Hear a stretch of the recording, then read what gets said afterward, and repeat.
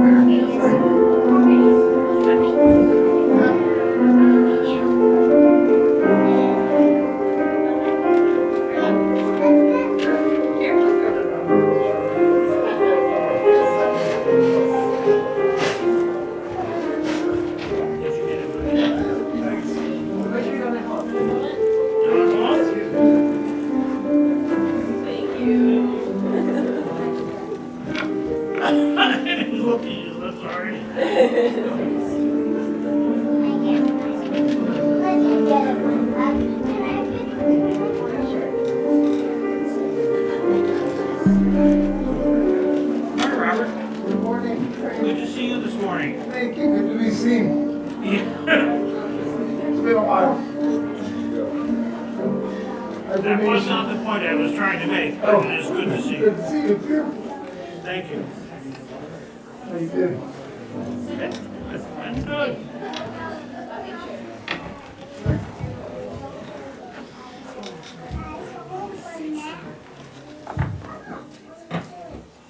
Good day, and welcome to today's worship service. We are grateful that you are here with us today. My name is Janet Coonsey. I am the service coordinator for today here at All Souls Church, where our mission is to seek truth, practice love, and celebrate life. Whether you are joining us for the first time or you've been a member for a long time, you are welcome here. Whatever faiths you have known or not known, or whatever your heritage, you are welcome here. Whatever questions you hold, whatever truths you seek, whatever sorrow you have known, whatever joy has filled your heart, whoever you are and whomever you love, you are welcome here. And now for a few announcements. I call your attention to the notice of next Sunday's program at the bottom of your order of service. And I urge you to continue to read our weekly email blasts for the dates and details of additional upcoming events and opportunities. If you are not receiving these weekly emails, please sign up for them on the clipboard in your foyer before leaving. And I invite you to stay for conversation, coffee, and a circle discussion after today's service. Today, instead of the coffee time, we're going to have birthday cake to celebrate the April birthdays. Are there any others who have announcements?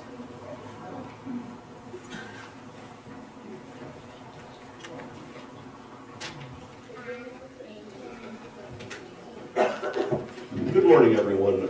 So nice to see you this morning. My name is Paul Thompson. I'm the chair of the Pledge Campaign. It is Pledge Campaign season. Those of you who wish to pledge, and we hope that everyone here will, who is a member or friend, will consider a pledge. This is a time to take your pledge card and fill it out and put it in the box at the back of the room. If you don't have a pledge card, there's one back there. Some of you have received them in the mail. You can either mail them back or bring them into church and put them in the box. We need your pledges to meet our goal for our budget for this year.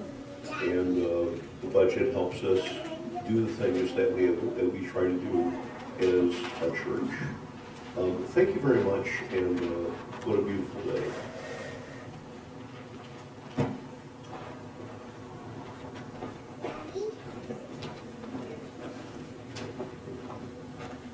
morning, I'm Kevin Cole. Got two announcements. One, we'll be in May sometime, we're gonna probably have our annual meeting, and at our annual meeting, we look for new officers and board members. I'm not specifically sure which ones will be open, which will not, but we'll be looking for some new and fresh leadership or some return leadership. That includes board officers and board members and even committee chairs. If you are interested, or it's like, oh, it's going on my mind, you're welcome to talk to me, you're welcome to talk to any of our board members. Would the board members in the pews raise their hands so folks around them know who you are? So anyway, if there's an inception of an idea in your mind, or I really want to do this, it's really strong already, please chat with some of us and get a good idea of what we can do. Secondly, I came and sat down and checked our church, some of our church messages, and I know a few weeks ago, President John shared a message from a family that was visiting Sioux Falls on the way to the Black Hills, and the host wants, if we could find a family that will host them. I got another one that I think it's different. It doesn't quite fit the same. Her name is Gwen Peterson, and she says, "Hello, we will be there June 11th, coming from near Duluth on the way to the Black Hills. It would be great to meet a family from your congregation to spend the afternoon with. It will be me and my two sons, ages 8 and 14. Let me know if that's possible. We plan to join the service that morning. Thanks." So we need to get a response back to her now, but if it's something you're interested in, if you're interested in perhaps meeting up with this family. Otherwise, I think we sometimes have a informal lunch gathering after some of your services, maybe something like that would work. But anyway, those are two things to keep on your mind, and I was just looking out at the peace garden, and the daffodils and the tulips are peeking up pretty good, in fact. Have a good morning.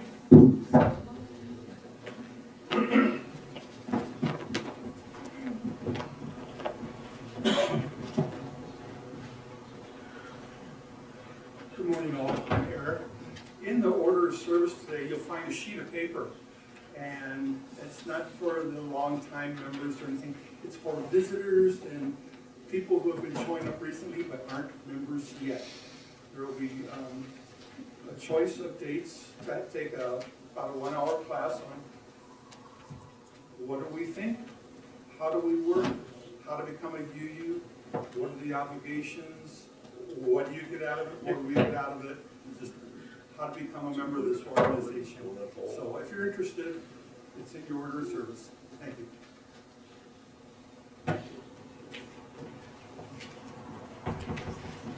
Are there any other announcements? All right, then we'll proceed with our prelude.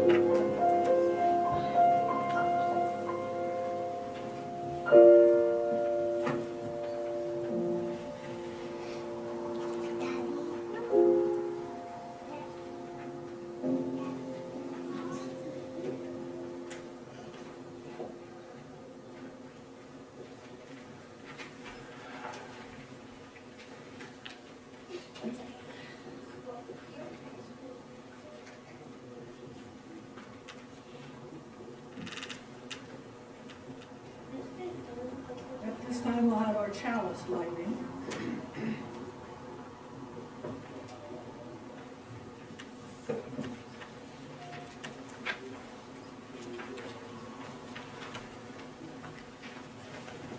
May the light we now kindle inspire us to use our powers, to heal and not to harm, to help and not to hinder, to bless and not to curse, to serve you, Spirit of freedom. And now we'll continue with our first song of the day. That will be number 401.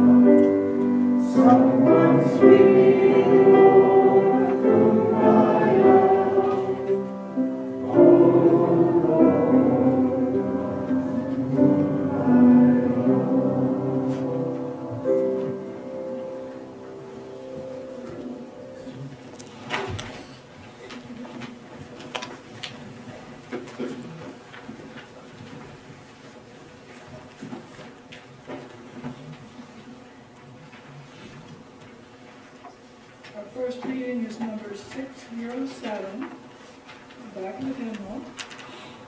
If you allow me the regular type, will you please read the italics?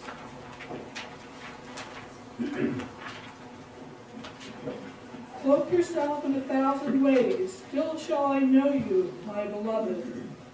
Veil yourself with every enchantment, and yet I shall feel your presence, most near, close, and intimate. I shall salute you in the springing of cypresses, and in the sheen of lakes, the laughter of fountains. I shall surely see you in lonely clouds, in brightly embroidered meadows. O beloved presence, more beautiful than all the stars together. I trace your face in ivy that binds, in clusters of grapes, in morning flaming the mountains, in the clear arch of sky. You gladden the whole earth and make every heart great. You are the breathing of the world. Now a story for all ages.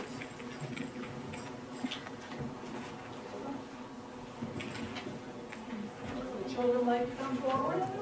Any children?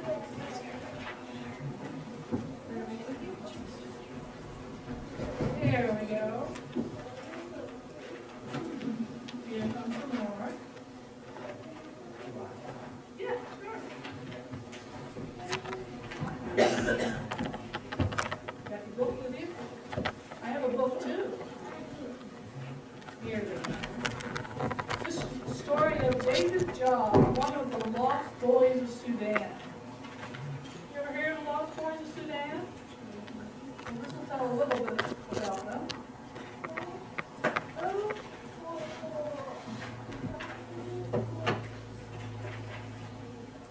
I am David from Africa. My village is called Port Wakol. It is located in the new nation of South Sudan. I was very happy in my home. I did chores, went to school, sang songs, and played games, just like you. What game is he playing there? Soccer. Uh-huh. In Africa, they call it football.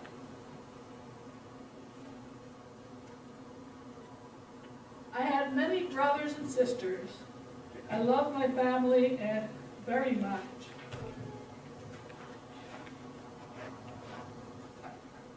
There was a civil war in my country, and everyone had to help so that my village and my family would be protected and safe. I joined the military when I was only 8 years old. Oh my God. After 2 years, my father paid 20 cows to the general so that I could go back home. When I was 10 years old, I went through a tribal ceremony called Bar. A special tribe member made deep cuts on my forehead. This meant that I was no longer a little boy. I was now a man. It was a special day.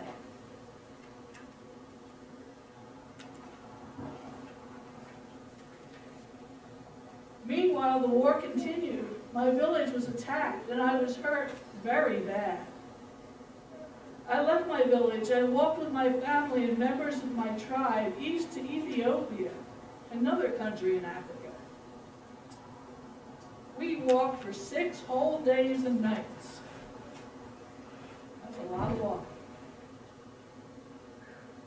I spent 2 weeks in the hospital before going to a nearby refugee camp.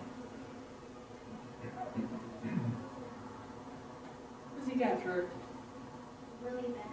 He got hurt bad when the soldiers came. As bad as my kids can get hurt. Yeah. He got hurt. Doesn't say how, but it was bad. Yeah. I was hoping to see my family at the camp, but they were not there. I missed and worried about them. The camp was very different from being at home. I shared a tent with 4 boys my age.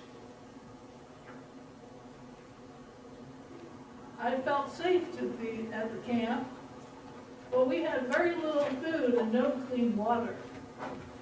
At the camp, I did chores, went to school, sang songs, and played games, just like you. What game were they playing there?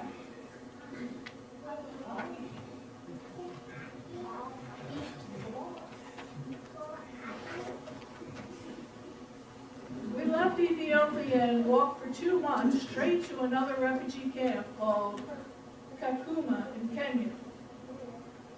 Now they're in another country.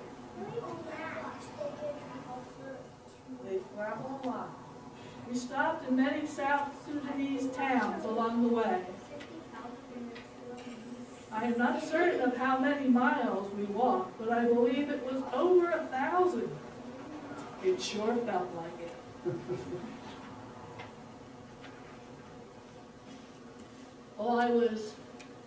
When I was 19 years old, I got the chance to move to the United States of America as an immigrant and refugee. This time you got to fly instead of walk. Good thing, yes. I was sent to South Dakota. Went to college and earned speak 7 languages and found that I can help more people because of this. 7 languages, yeah. I returned to Africa in 2003, and I found my family.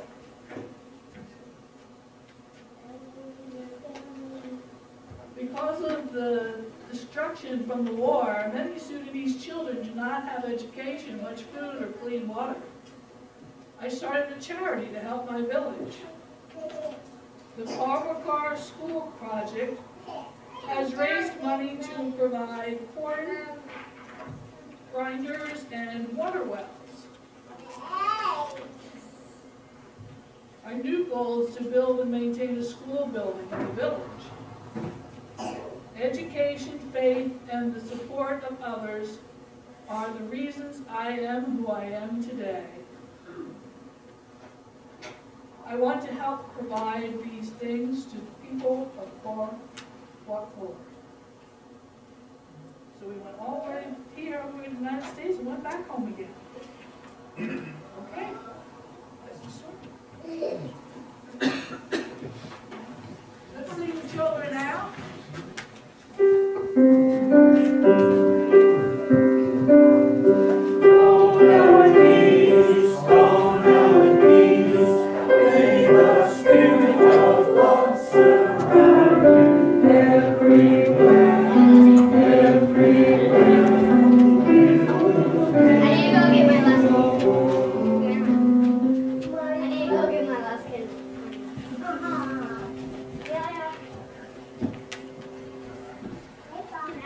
In this congregation, we found it helpful to share the ups and downs of our lives by the practice of taking a stone from a bowl, holding it in our hand, warming it, and expressing our thoughts with joy or concern. Then placing the stone in the water so that the ripples of the water carry our joys and concerns out into the wider world.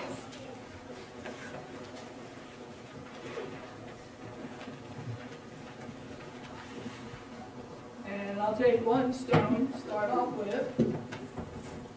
Just to say I'm joyful to say that my husband's gotten better from surgery. He's still at home and locked, but he's doing good.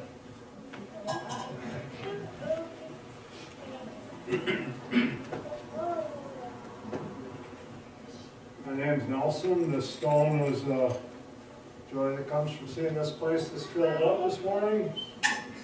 This one's for going out for a walk before I came to church without a coat on.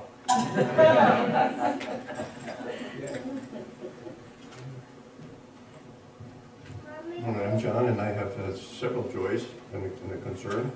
I'm going to be going to Mexico to spend a month with my grandchildren, get my grandchildren fixed, and so I'll have a great time for that. I also have a friend who's the pastor at Hope Lutheran down the street who has leukemia, or has had leukemia, and it's 2 years since her bone marrow transplant, and she's in pretty good health, and so we're all pleased about that. And one concern, a friend of mine, Royal Langhorst, we went to high school together. He lives in Beersford, but his wife is suffering from cancer and not doing well, and so I have a concern about that.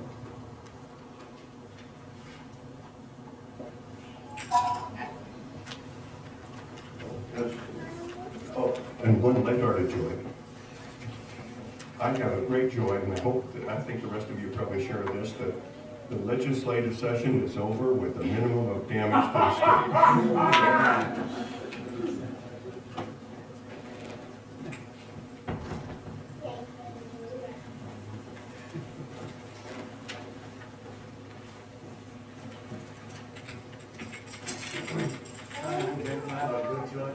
Well, the funny I like to now can read out all the get out that quickly.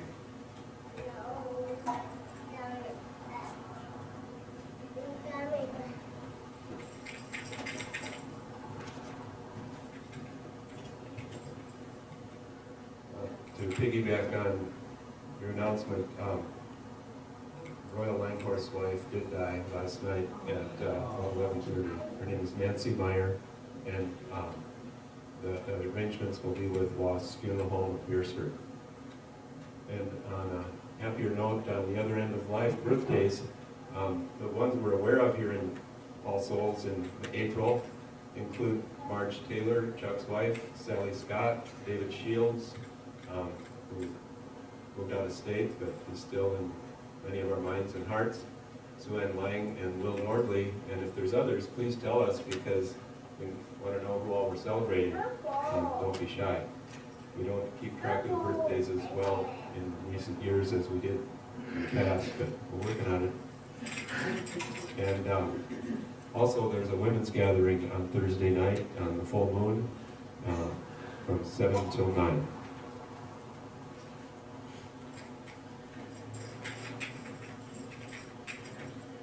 Good morning. My name is Sue Ann Lang, and I don't know how many of you listened to Krista Tibbetts on Being when she was on public radio. Took a hiatus, but she now has a podcast called On Being, and it's one of the joys I have on Sunday morning when I have quiet. Anyway, it's always kind of mind expanding and yet kind of, well, anyway. If you like Krista Tibbetts, she now has a podcast.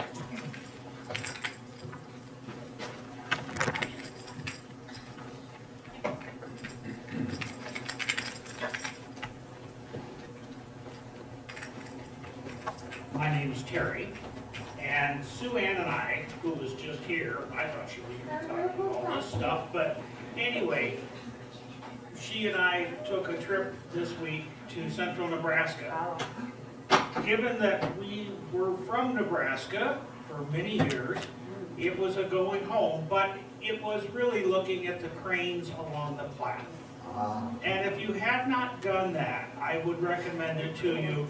It is kind of like going out to the Buffalo Roundup. It is one of those things that you need to do at least once and check off your list, but it is an experience that is not to be forgotten. The other thing is a great joy in that Sue Ann and Betsy were at Mayo Clinic earlier this week, and Betsy has some health issues. My daughter, everybody knows who Betsy is. No, not everybody. Anyway, has some health issues and was able to see a pulmonologist who actually listened to her, and they came back feeling much better about her condition, and overall she's, I think, happier at this point. So we're very pleased about having been to Mayo's. All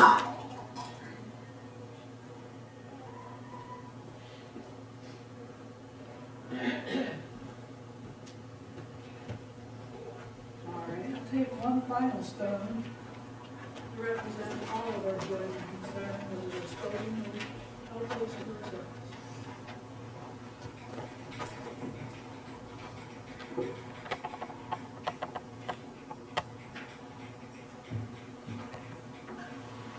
Now let's pause for a moment of silent reflection as we consider what we just heard and what is in our own hearts and on our own minds.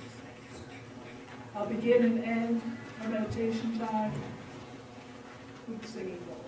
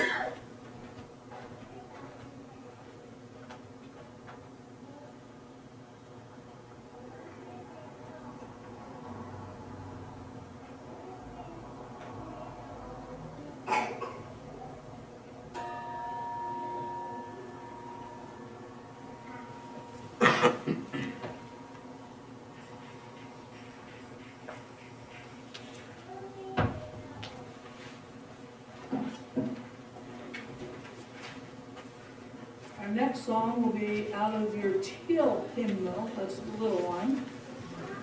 It'll be 1008.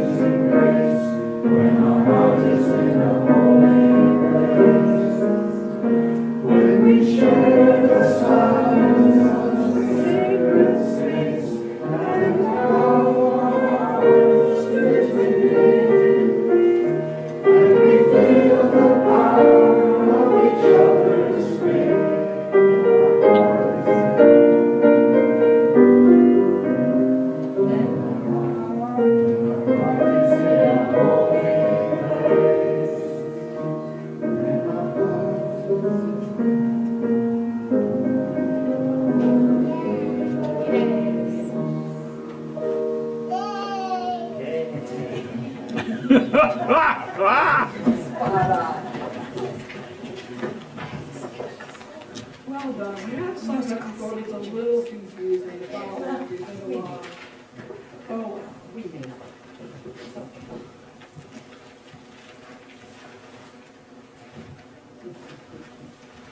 At this time, we have our second reading, which is number 510. And this isn't a hymnal, so I'll just go ahead and read that for you. O Spirit of life and renewal, we have wintered enough, mourned enough, oppressed ourselves enough. Our souls are too long cold and buried, our dreams all but forgotten, our hopes unheard. We are waiting to rise from the dead. In this, the season of steady rebirth, we awaken to the power so abundant, so holy, that returns each year through earth and sky. We will find our hearts again and our good spirits. We will love and believe and give and wonder and feel again the eternal powers. The flow of life moves ever onward through one faithful spring and another, and now another. May we be forever grateful. Hallelujah. Amen.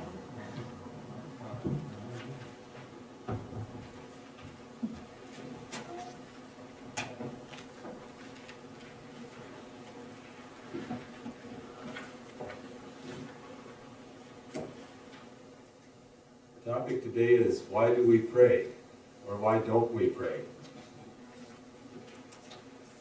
Some time ago, probably about a generation ago, when the American Civil Liberties Union was stopping people from having public prayer in public schools, there were high school students in one school that conspired to defy that godless ACLU and the godless school board that had gone along with it. And so they found a student who was capable of sneezing on command. And so I guess he probably kept some pepper with him or something. And so anyway, near the end of the program of the high school graduation, he emitted a loud sneeze, and the entire class exclaimed in unison, "God bless you!" That was their way to bring prayer back into the school graduation ceremony. But then others have said, well, people who think there's no prayer in schools has obviously never been there at test time. So often, prayer has been based too much on superstition, and I'm kind of embarrassed to admit that that was the case for myself until not long ago. I felt like if I didn't pray on my knees every night, something bad might happen to one of my children or grandchildren. And I remember meeting North Dakota farmers who had kind of that same attitude about harvest time because there was always barely enough rainfall. And so they felt very dependent on rain and therefore dependent on God. And so hearkening back to the time when farmers never did much work on Sunday, at least field work, these farmers kind of compromised. They would not plant their crop on Sunday because they were afraid that might jinx it for the year. But if they got a crop by August, then they would be happy to go out and harvest it even on Sunday. It's been said that prayer is often inspired by adversity. And so there's a common saying that there are no atheists in foxholes. And I remember when I was on a mission trip to El Salvador and seeing the abject poverty, it went hand in hand with a deep faith. And I came to think that it's because of their deep need that people feel more dependent on God for just getting their next meal. And so I came up with this phrase, atheism is a luxury that the poor cannot afford. And you can think also about black slaves in this country and how important their faith was to get them through the challenges of that time of adversity. And then more recently, the civil rights movement was often based in faith and prayers and singing spirituals and collective worship as part of what kept them going during that challenging time. Prayers to a God who rescues, but not just praying, but also taking confident action. Well, what about those of us that haven't suffered in that way? We have what you might call the predicament of the prosperous. We maybe have it too good in some ways and tempted to feel arrogant or tempted to think that we did it all ourselves and not have much humility. So is there a place in our lives for prayers to an all-powerful God? Ever since the Enlightenment, there have been fewer and fewer mysteries, at least from a scientific standpoint. And so someone came up with the phrase God of the gaps, suggesting that as the gaps get smaller and smaller, as science finds out more and more, there's not as much room for God. Well, this is based on the third principle of our UU movement. You saw that at the top of the program, perhaps. Encouragement to spiritual growth in our congregations. And so today I'm intending to encourage your spiritual growth by stretching your imagination a little bit and stretching your awareness of prayer. So first we have to acknowledge that so often religious people have been on the wrong side of history, going all the way back to Galileo. And you all know about how the church and the state conspired in Europe and in South America to join forces. They had a monopoly on power, and it was at the expense of the powerless, still is in some cases today. In our own country, conservative religious people and organizations down through the country's history have blessed everything from slavery to genocide to sexism to unrestrained capitalism, racism, homophobia, and the list goes on and on. When religious conservatives join forces with political conservatives, we see more and more life-changing decisions being made in the courtrooms instead of in the privacy of a doctor's office, things that belong in the realm of science. and not in the realm of the law. And so no wonder so many people, especially young people, are disenfranchised and call themselves nuns. That is, if they're checking a box about what religion they're part of, they check none. One put it very eloquently when they said, "I stopped attending church due to the non-stop, mean-spirited Christianity that I hear on the airwaves every day." So where does that leave us Unitarian Universalists who pride ourselves in being free thinkers? First, we have to distinguish between organized religion and spirituality. And I do that by trying to avoid traditional language as much as possible, and we try to avoid some traditional practices as much as possible, because we know that some of these things are traumatizing to those who are refugees from abusive churches. I remember hearing a quote from someone that said, "I can't even go into a church, it stirs up my PTSD." So I like to avoid words like God and Lord and Master. I probably should have suggested that we sing "Kumbaya, my love" instead of "Kumbaya, my Lord" at the beginning today.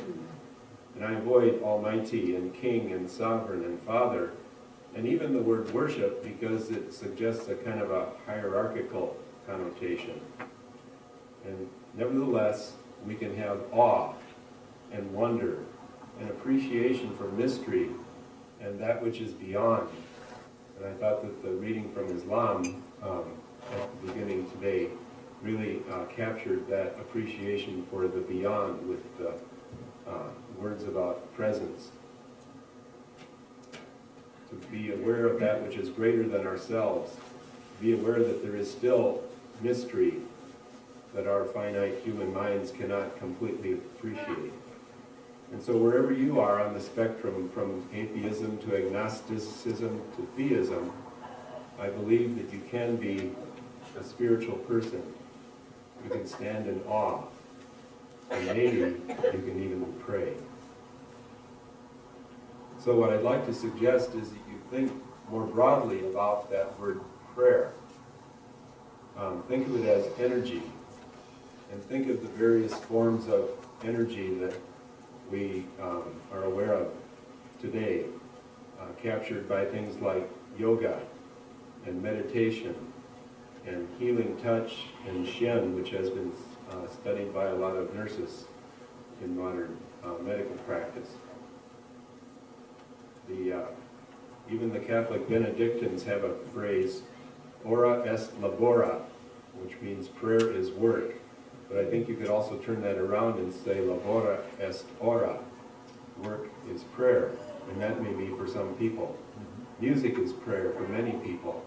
There's a poster that says when you sing, you pray twice. Running and other forms of exercise might be a form of prayer. Think of the runner's high and what that means. And speaking of high, there's even psychedelic drugs, which some people say leads to a kind of religious experience. The author Sam Harris has written about that, a feeling of union with all people and all creation, and a deep, profound love for all people that came after an experience with ecstasy. So you can pray to the Spirit of life, pray to Mother Earth, pray to the universe. Notice the beauty of mathematics, the beauty of exquisite art, the beauty of quantum physics, and in the face of all of that, and the awe that you feel, that can be a burst of prayer, of appreciation. So a spirit of humility and gratitude and awe go together. I'd also like to mention my own interest in Reiki, which I learned about a long time ago and took training to come to the level of master practitioner. And I've seen some dramatic things, but I've also seen some maybe more mundane things. A few years ago I volunteered at one of the local hospitals in the orthopedic unit with people who were recovering from knee surgery and hip replacements. And in a 20-minute Reiki session, while they're in their hospital bed or in a recliner, often their pain would be reduced from a 7 to a 4 on the average. And more often than not, they would doze off in the space of that 20 minutes. And so I got a lot of positive feedback, and I'm always willing to share that with people. So I actually keep a lounge chair in my office back there. And if anybody wants to experience the relaxation and energy rebalancing that comes with Reiki, just let me know. The word Reiki comes from the Japanese, two words that mean spirit energy. And so some people have called Reiki spiritual prayer. Well, even healing. Do we dare talk about that? Also, a generation ago, there was an author by the name of Larry Dossey, a physician, who did some studies of the power of prayer. And Larry Dossey is not a religious person in the traditional sense, but he came to believe that prayer does make a difference, and he has books about it, and there are articles about it. One is called Physicians' Untold Stories, and another one is called Spontaneous Remission, published by the Institute of Noetic Sciences. It's interesting to think that you could actually do a double-blind study about prayer. And I haven't studied all the details of this, but I can picture how that would work. You would have a group of people who commit to praying for a person who's ill, and they know their name, but that's all. They haven't never met them. And then you have a group of patients who have various physical maladies, and they are told there's this study of prayer going on, and there are people who are going to pray. And so to be in this study, what you have to give us your agreement or your approval, thank you. And in the black churches, they do a lot of feedback, and maybe I would benefit from that. So try a word once in a while.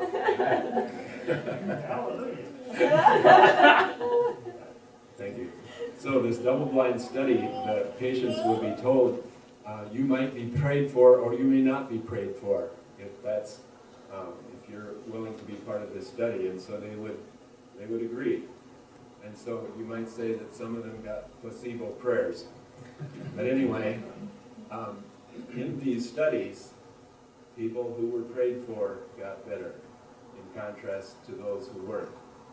And so you can believe it or not believe it, but I think there's something to that. And I think when you think about mental energy, we all have it.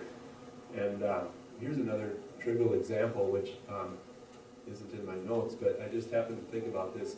If you're in the mall walking around, not many people do that anymore, but if you are,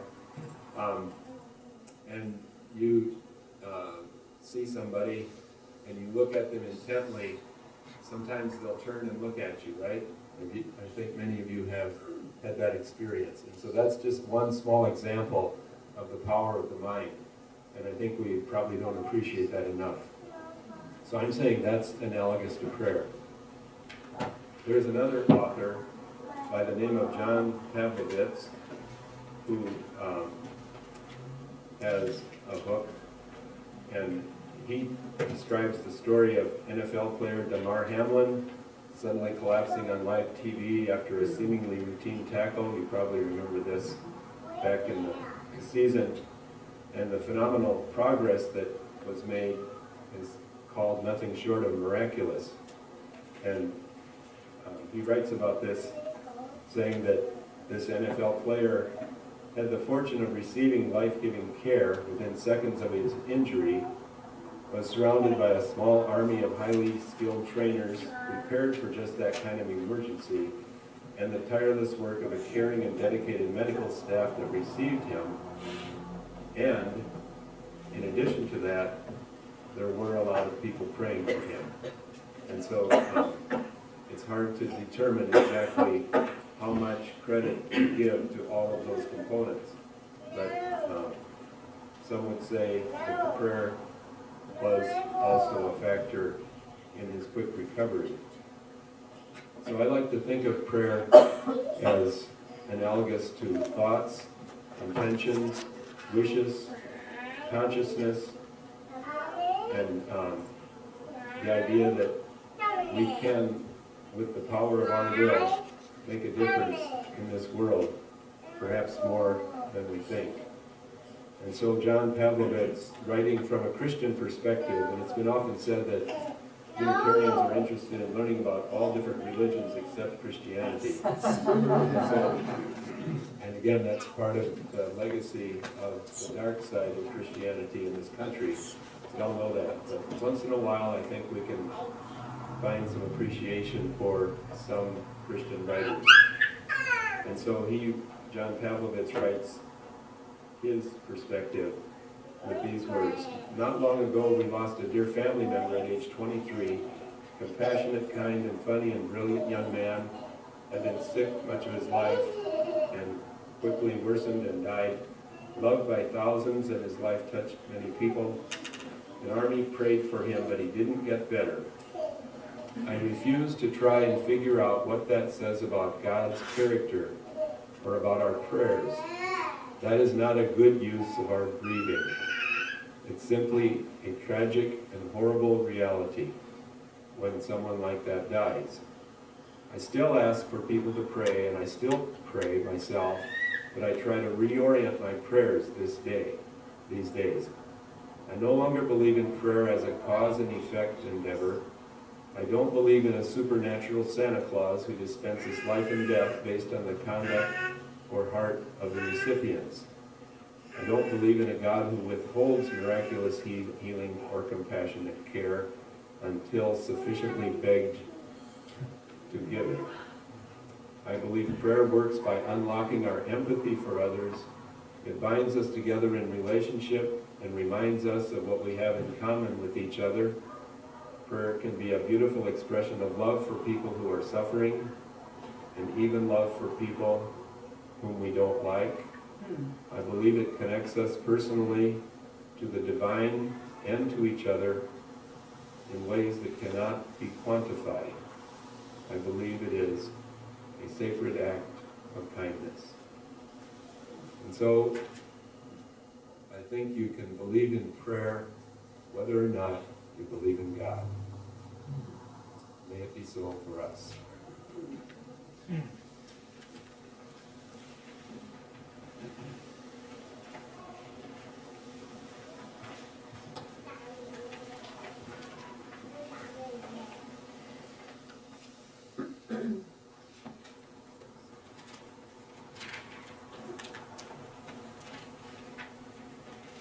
At this time, we'll take our offering, so please be generous as you can.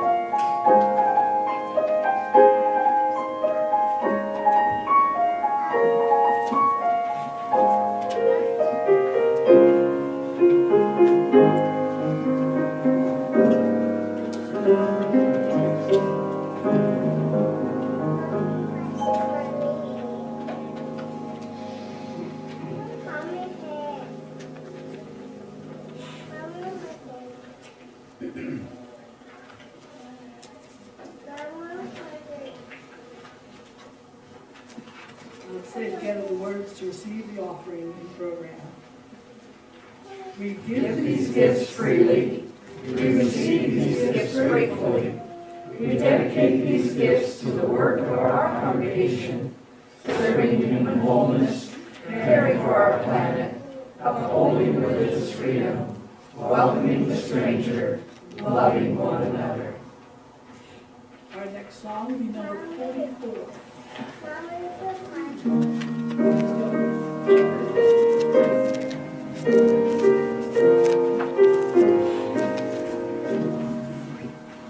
We sing of golden mornings, we sing of sparkling seas, of prairies, valleys, mountains, and stately forest trees.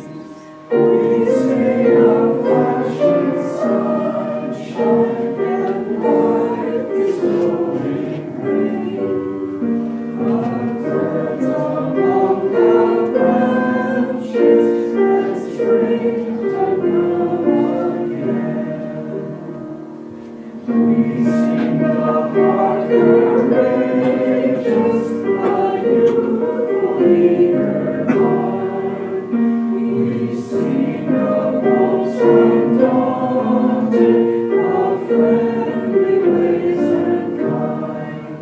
We sing of roses waiting beneath the deep piled snow.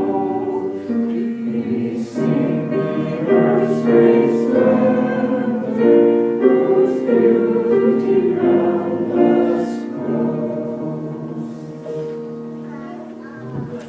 For those who are new, Ralph Waldo Emerson, who wrote this, was a Unitarian. And someone who asked me where the offering went this month, and it's going to Feeding South Dakota. We're in the new month, so it's Standing McLaughlin Elementary School, Standing Rock Reservation. They're having a music concert, and they asked us to sponsor their t-shirts. And our third reading, number 511.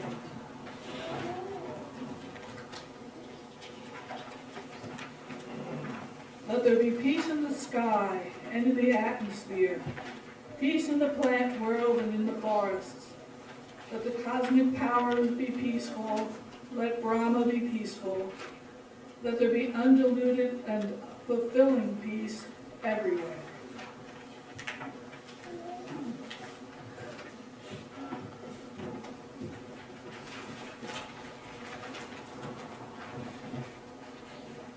The chalice is extinguished, But the light goes with us out into the world.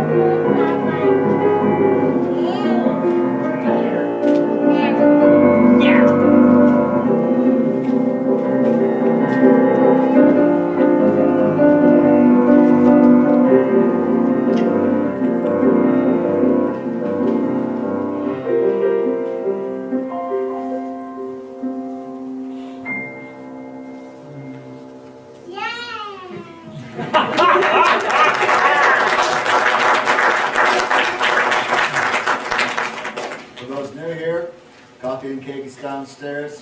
Don't forget to stay for the circle discussion. No speaker ever leaves without getting spoken to.